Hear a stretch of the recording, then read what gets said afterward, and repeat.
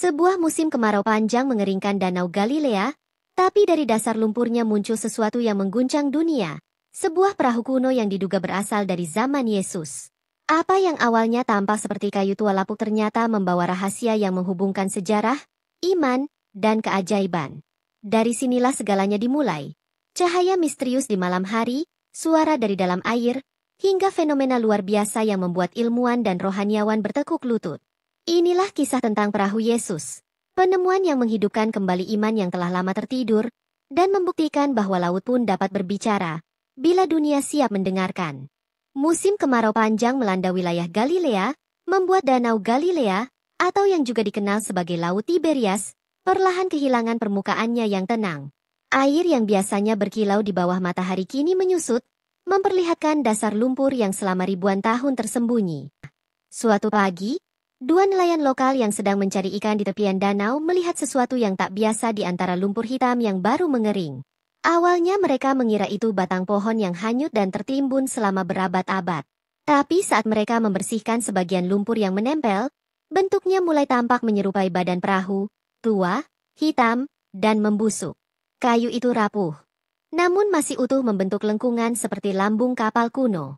Rasa penasaran mereka berubah menjadi keterkejutan. Mereka segera memanggil penduduk desa untuk melihat penemuan itu. Kabar tentang perahu purba itu menyebar cepat ke seluruh Galilea. Dalam waktu beberapa jam, arkeolog dari universitas terdekat datang ke lokasi, membawa peralatan dan tim ahli. Mereka menandai area tersebut dan segera menutup lokasi dari pengunjung. Para peneliti sadar, bentuk perahu yang tertanam dalam lumpur itu bukan benda biasa. Struktur kayunya menunjukkan teknik pertukangan yang sangat tua, bahkan jauh lebih tua dari kapal nelayan modern. Suasana di sekitar lokasi menjadi tegang dan penuh bisik-bisik. Semua orang bertanya-tanya, perahu siapakah ini? Ketika penggalian dimulai, lapisan demi lapisan lumpur diangkat dengan hati-hati. Tim arkeologi menemukan bahwa perahu itu terkubur sempurna di bawah sedimen danau, terlindungi dari udara selama 2 milenium. Analisis awal menunjukkan bahwa panjangnya sekitar 8 meter, cukup besar untuk menampung belasan orang. Disinilah dugaan pertama mulai muncul. Beberapa ahli meyakini perahu ini berasal dari masa abad pertama Masehi, periode yang sama ketika Yesus berjalan di sekitar Danau Galilea. Bisikan tentang perahu Yesus mulai terdengar di antara para peneliti, meski belum ada bukti pasti. Sementara itu, masyarakat setempat mulai memperlakukan lokasi itu dengan hormat. Banyak yang datang bukan hanya karena rasa penasaran, tetapi karena keyakinan bahwa ini adalah tanda dari Tuhan. Beberapa warga bahkan menyalakan lilin dan berdoa di tepian danau.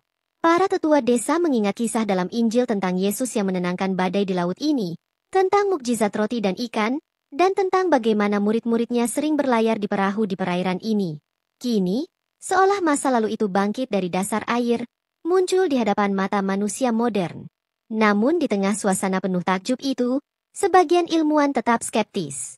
Mereka menegaskan bahwa terlalu dini untuk mengaitkan temuan ini dengan tokoh religius manapun. Tetapi, bagi banyak orang yang menyaksikan secara langsung, ada sesuatu yang tak terjelaskan dalam cara perahu itu muncul, tepat ketika air surut paling drastis dalam sejarah Galilea.